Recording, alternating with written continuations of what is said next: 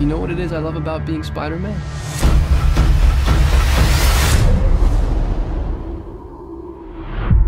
Everything.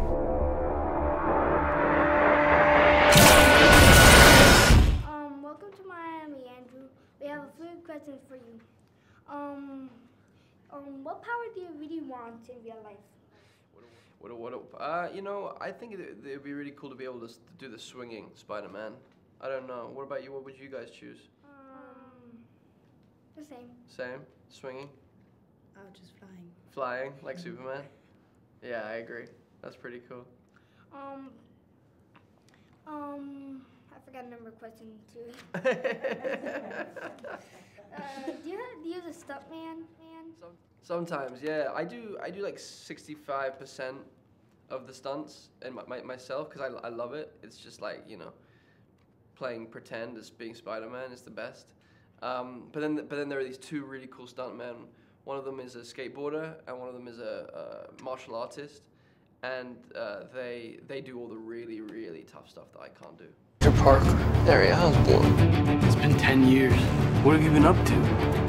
I do some web design.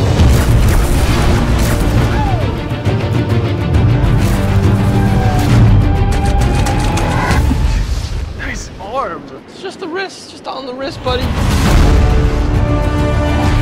Peter, you're gonna want to see this. Oscorp had you under surveillance. Why? Isn't that the question of the day? Was it fun being the bad guy in the movie? It was really fun. I think the bad guys have more fun, you know?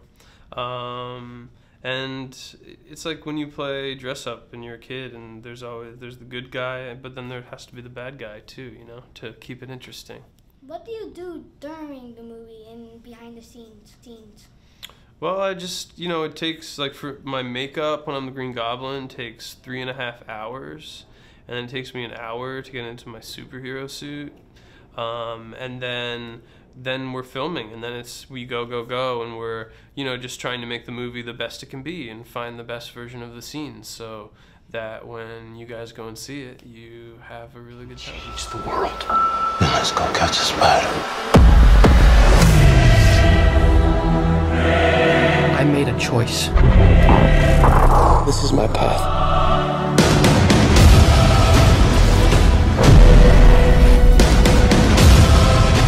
This is bigger than you, Peter.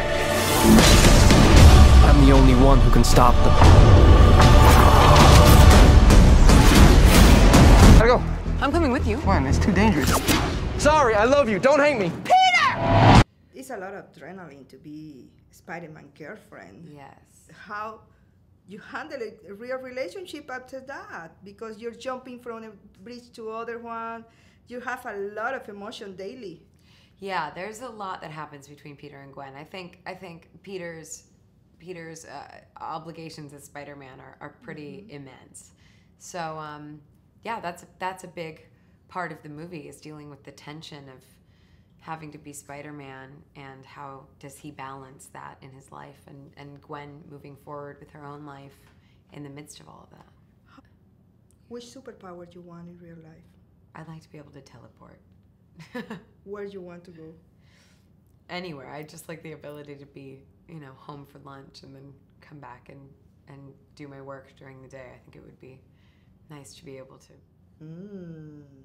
And do you want to give out a lesson in your role from the movie? Well, I think that Peter Parker and Harry Osborn are very similar people, but they make very different decisions in their life, and you get to see, you know, how the decisions you make affect the rest of your life, and ideally you want to turn out to be Spider-Man, you know, you don't want to turn into the Green Goblin, so you just have to make sure you make you really don't want to be the Green Goblin. So you just have to make sure you make the right decisions so you can be a hero.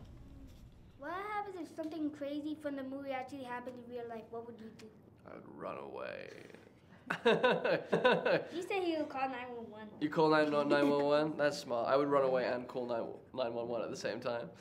Yeah, I wish I had those kind of superpowers, don't you? It'd be really, really cool if we were the ones that could save the world. But yeah, you'd call the guys the real heroes, like the police or the firefighters or those kind of dudes. What was the main lesson in the story? The main lesson? Well, I don't know if there's a main lesson, but one of the great lessons I think about who Spider-Man is that he stands for being yourself. He stands for doing everything in your power to be a protector, to be good in your community, to show up for people, to be a force for good in the world, to offer whatever gifts you have as individuals to the world. Like, we're not all going to get bitten by a spider and have those superpowers, but we all do have a superpower, I believe. We all have some kind of talent. We all have some kind of gift that we're able to give people. So I think the idea of Spider-Man and Peter Parker is that Peter Parker is this regular kid, right? He's this regular guy that has problems, that has struggles, that hates school and all that stuff, but then he has this amazing life as well. And I think that's the same for all of us. We are all able to have this amazing life, but also be very, very regular, ordinary, and human. So I think that's one of the big metaphors and lessons for Peter and Spider-Man. I'm Spider-Man.